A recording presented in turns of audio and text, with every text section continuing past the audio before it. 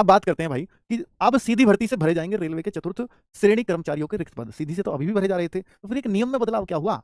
एक ये बहुत विशेष फर्क नहीं डालेगा, पर मैं आपको बता देता हूं कि यार ग्रुप डी की पहले तो मैं उन बच्चों से, उन लोगों से रिक्वेस्ट करता हूं कि भाई इस फॉर्म को सिर्फ उन लोगों के लिए छोड़ दो जिनको नौकरी करनी है और जिनको कहीं और नहीं मिल रही। वरना फालतू में आके बीटेक वाले बच्चे होते हैं, एमटेक वाले बच्चे होते हैं, ग्रुप डी का फॉर्म भर रहे होते हैं, जब वहां नौकरी ट्रैकमैन की करनी पड़ती है धूप में छाव में, तो भाई और मतलब गेटमैन की करनी पड़ती है, ट्रैकमैन की करनी पड़ती है, तो उनको बहुत तकलीफें होती है, तब उनको अपनी सारी एजुकेशन याद आती है और वो फिर अपना जो है बोरी बिस्तरा बांध कर छोड़ करके आ जाते हैं। तो कम से कम आपने ना एक बच्चे की वैकेंसी खराब कर दी और फिर वो जो है बच्चा पता नहीं अब कब की कब वो वैकेंसी आएगी, कब एक पैनल बैठेगा, उस पर वो डिसीजन लेगा, फिर वो नई वैकेंसी में शामिल होगी। क्योंकि अगर आप एक बार सिस्टम के अंदर घुस गए, ज्वाइन कर लिया, तो जितना सरकारी नौकरी पाना कठिन है, आपने बहुत बार सुना होगा, जितना सरकारी नौकरी पाना कठिन है उससे ज्यादा आपको निकालना उनके लिए कठिन है। क्योंकि बहुत कागजी कार्यवाही चाहिए आपको निकालने के लिए, बहुत ठोस सबूत चाहिए जो आपको आपके खिलाफ जा रहे हैं सारे। वरना तो हर कोई, अगर आप डिपार्टमेंट में चले जाते हैं तो नौकरी बचाने की हर कोई सोचता ही है, एक मानवता के नाते, और ये मानवता आपको देखने को मिलती है। ठीक है, तो मैं आपसे ये कहूंगा कि बदलाव क्या है, तो मैं उन लोगों से कहूंगा कि जिन लोगों को ये नौकरी नहीं करनी, तो मैं देखिए मैं आपको बता रहा हूं कि ये उतनी आसान नहीं है किसी के लिए भी करनी।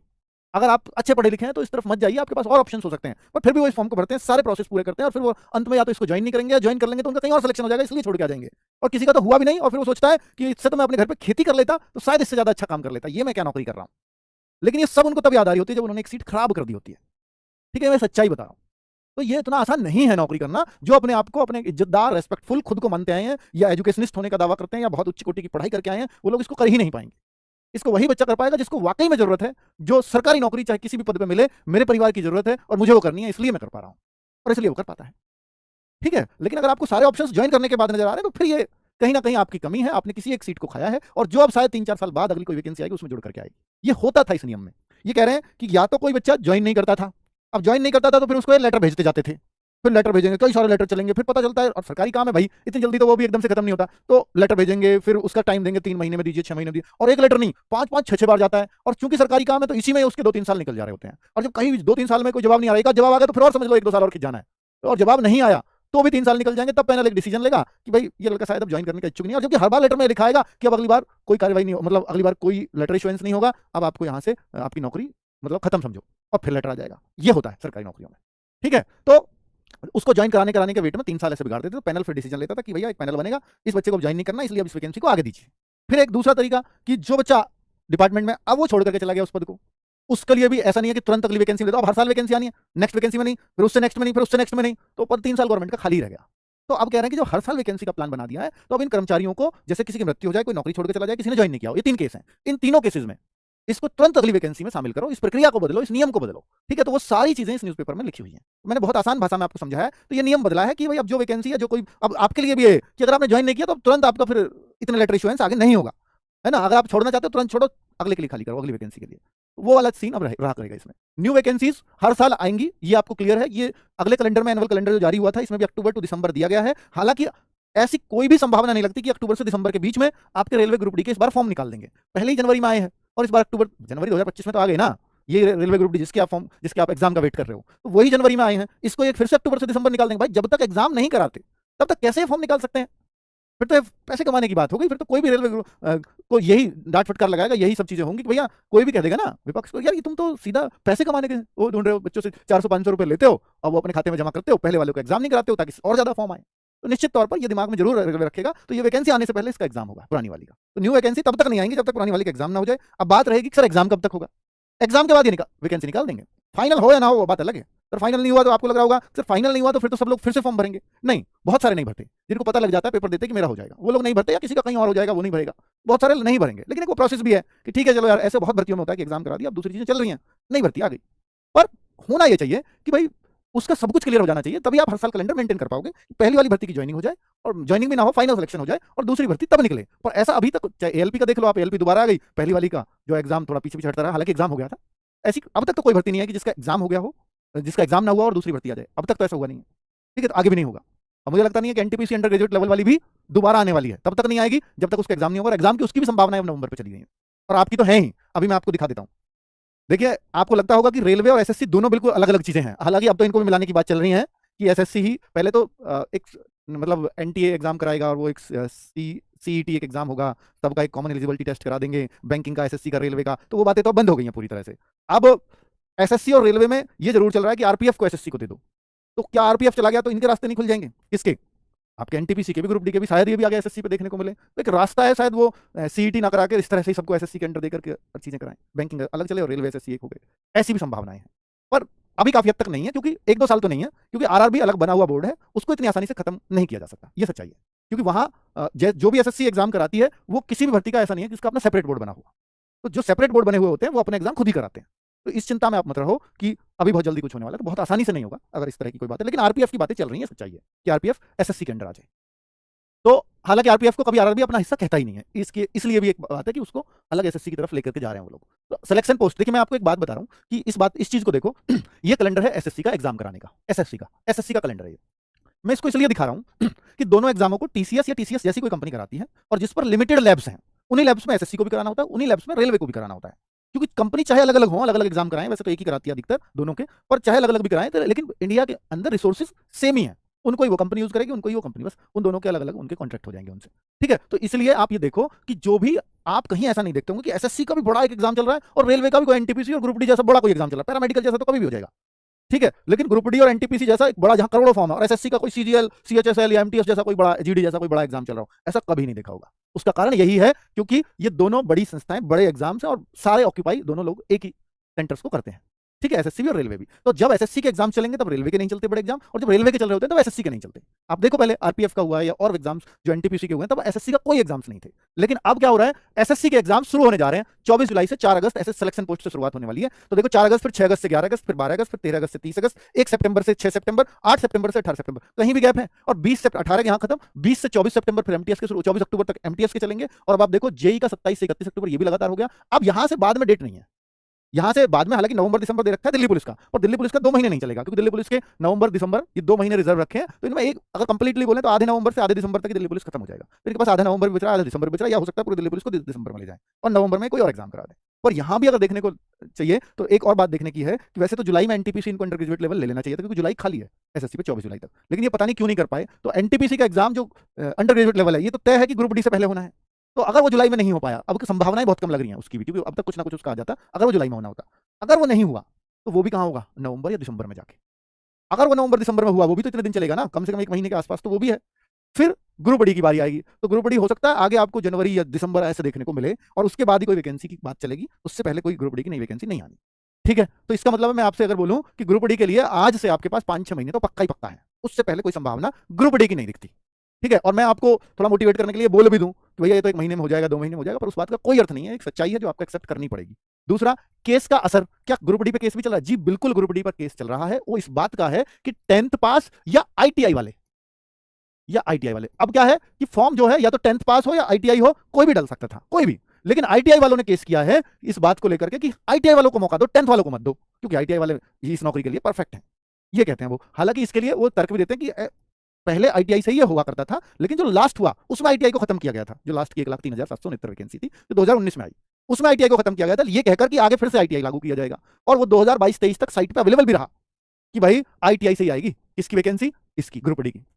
अब ये रहेगी, अब ये आश्वस्त हो गए, ये साइट पे उन्होंने डाल रखा था। फिर क्या हुआ, जैसे ग्रुप डी की वैकेंसी आने वाली थी, साइट से वो नोटिस हट गया और 10th पास या आईटीआई दोनों को फिर से मौका दे दिया। अब आईटीआई वाले कह रहे हैं कि हमने तो आईटीआई इसलिए की है कि हमें मौका मिलेगा, अगर 10th वालों को दे दिया तो कंपटीशन काफी बढ़ जाता है, फिर बीटेक वाला भी भरेगा, फिर बीए वाला भी भरेगा, बीकॉम वाला भी भरेगा, बीएससी वाला भरेगा, फिर आईटीआई वाले जो 10th पास प्लस आईटीआई वाले होते हैं वो कंपटीशन में कहां टिक पाएंगे, और फिर कंपटीशन एक बड़े लेवल पे होगा, क्योंकि इनको तो सभी करते हैं 10th, तो आईटीआई में बहुत लिमिटेड लोग करते हैं, तो कंपटीशन हमारा कम रहता है। तो इस वजह से इन्होंने ये तर्क दे रहे हैं कि उस दिन से फिर क्यों दे रखा था आपने साइट पे। तो अब बात यह है कि ये भी कहते हैं कि ग्रुप डी की जो जॉब आपने निकाली है कहीं ना कहीं टेक्निकल है, तो ये टेक्निकल है तो फिर टेक्निकल लोगों को मौका दो। ये रेलवे ऐसा क्यों कर रहा है कि नॉन टेक वाले बच्चों को भी भर रहे हैं?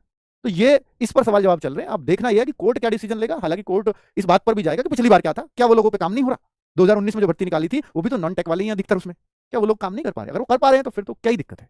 अब उनके तर्क और ये सब चीजें चलेंगी इस भर्ती में, वो एक अलग बात है, लेकिन ये जुलाई में इसकी डेट भी लगी हुई है कोर्ट में, तो उसका बहुत असर इसका देखने को इस बात के लिए नहीं कि एग्जाम उसकी वजह से लेट हो रहा है। एग्जाम के बहुत सारे कारण है जो लेट होने के।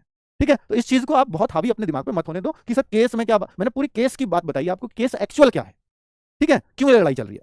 चलो, बाकी उम्मीद यही है, मैं पहले भी कहता रहा हूं कि जो रेलवे ने निकाल दिया, अगर यह नहीं होता या ये केस डालना ही था तो 2019 पर डलता, उस टाइम पे एंट्री नहीं होती तो ये चल जाती बात, लेकिन वहां एंट्री हो चुकी है, वो लोग जॉब कर रहे हैं, तो यहां अब शायद उसको हटा पाना उतना आसान नहीं है, तो 10th वालों को बराबर मौका मिलकर रहेगा। ये मैं आपको अपना व्यू बता रहा हूं, ठीक है। न्यू वैकेंसीज आ पाएंगी क्या? न्यू वैकेंसीज तो आएंगी, 100% आएंगी, हर साल कैलेंडर में बोला है, लेकिन इस पिछले साल वाली जनवरी में आई है इस बार, और इनको और 2-3 महीने बाद मान लो, क्योंकि जनवरी फरवरी तक हो सकता है ये एग्जाम ही करा पाए। और ये अगर जनवरी फरवरी तक, हालांकि जनवरी फरवरी वहां भी एसएससी जीडी का एग्जाम लगा है, हो सकता है और मार्च अप्रैल जाए, वो अलग बात है, तो उसके बाद ही कोई वैकेंसी आएगी। ठीक है, अब बात यह है कि ग्रुप डी वालों को इतना सर आपने सारी बातें बता दी तो वो थोड़े से ये करेंगे कि हम पढ़ाई क्यों करें फिर। मेरे भाई ऐसा भी हुआ है कि बहुत सारे बच्चों ने 2019 की जब भर्ती चली गई तो 20-21 से लगातार इस भर्ती का वेट किया कि ग्रुप डी में मुझे जॉब करनी है, रेलवे की कब आएगी। तो सोचो कि उन लोगों ने तो फॉर्म भी पता नहीं कब आएंगे, और आपको तो इतना तो पता है कि फॉर्म वॉर्म सब निकल चुके हैं, फॉर्म भर भी चुका है, सिर्फ एग्जाम ही होना है। तो अगर आपको ये पता है सिर्फ एग्जाम होना और एग्जाम अच्छा कर दूं तो मेरा सिलेक्शन हो जाएगा, ये आप जानते हैं, तो ये जो प्रॉपर टाइम मिल रहा है इसको प्लीज यूटिलाइज कर लो। ये जरूर है कि सर ये 5-6 महीने डिले हो रहा है, और ये 5-6 महीने आप अपने लिए यूजफुल बना सकते हो क्या, क्योंकि आपको ये टेंशन तो है नहीं कि मैं ओवरेज होऊंगा या नहीं होऊंगा, फॉर्म भरना था भर चुका, अगली बार मौका मिलेगा नहीं आगा मिलेगा, वैकेंसी कितनी आएंगी कैसी नहीं आएंगी, वैकेंसी भी उम्मीद करो हर बार अभी 25,000 के आसपास ही रहेंगी, इससे ज्यादा नहीं रहने वाली, 32,000 है। इस मौके को भुनाना है तो आपको अभी से लगना होगा और लगातार मेहनत करनी होगी। आप ये भी मानते हैं अपने आप को कि सर मैं ग्रुप डी में निकाल सकता हूं, बाकी जगह उतना मैं कंफर्टेबल नहीं हूं, उतना मेरे को नहीं आता, उतना बहुत होशियार मैं नहीं हूं, होशियार होते तो शायद एनटीपीसी ही निकल जाता, तो फिर तो एनटीपीसी की तरफ रुक करिए। अगर बहुत होशियार आप अपने आप को मान रहे हो, कम मान रहे हो इसलिए तो ग्रुप डी की तरफ कह रहे हो ना, तो कम मान रहे हो तो फिर पढ़ाई ज्यादा करो, और पढ़ाई करने के लिए मौका है आपके पास, और उसके लिए हम बैठे हैं। तो मैं बताऊंगा अभी कि मैं आपके लिए क्या शुरू करने वाला हूं इस वीडियो में। ठीक है, तो एग्जाम डेट ना होने से पढ़ाई में मन नहीं लगता, तो इस बात को दिमाग से निकालना होगा पहले कि डेट नहीं है कोई बात नहीं, पर ये 5-6 महीने में कैसे यूटिलाइज कर सकता हूं, शायद ईश्वर ने मेरे लिए वो वैकेंसी बनाई है ये वाली, इस वजह से इतना मुझे टाइम ले रहे हैं, मैं अभी तैयार नहीं हूं उतना। अपने आप को ऐसे मानिए कभी, और इस सोच से पढ़ाई करिए, क्योंकि सब कुछ मेरा फॉर्म वॉर्म कंप्लीट है, मैं क्यों यही तो मान लूंगा भाई 6 महीने बाद लग जाऊंगा, पर अगर पढ़ाई नहीं करूंगा तो हो सकता है मुझे अगली साल की भर्ती का वेट करना पड़े, जो अगली वैकेंसी आएगी फिर वो कब एग्जाम होगा, तो वो तो सोचिए और 1-1.5 साल के लिए बात गई। तो अगर आपकी यहाँ कमी रहेगी तो फिर आपको उसका इंतजार करना होगा। बेहतर है कि इसमें पूरी जान लगा करके लगे रहिए। अगर आपके सब कुछ फॉर्म वॉर्म फिट हो गए तो आप अपनी तैयारी में लगे रहें। किस तरह से पढ़ाई जारी रखें उसके लिए तरीका बता रहा हूं कि अगर आप ये मानते हो कि सर मैं अब ठीक ठाक हूं और मेरा लेवल सही बन गया है और मैं अब किसी और की तैयारी में भी लगा हुआ हूं साथ साथ, तो मैं आपसे इतना कहूंगा कि आप किसी और की तैयारी में लगे हो तो लगे रहिए। इसमें इतना ध्यान दे लो कि एक मॉक टेस्ट हर संडे जरूर दे दो। आप किसी और एग्जाम की तैयारी करो तब बता रहा हूं, तो एक मॉक टेस्ट हर संडे जरूर दो ग्रुप डी का। जो लोग अपने आप को ये मान रहे हैं कि मैं तो मोर देन एवरेज हूं, मेरी तो तैयारी ठीक ठाक है, उन लोगों के लिए कह रहा हूं मॉक टेस्ट जरूरी है। और प्लस अगर कुछ पढ़ सको तो प्लीज साइंस जरूर पढ़ते रहना।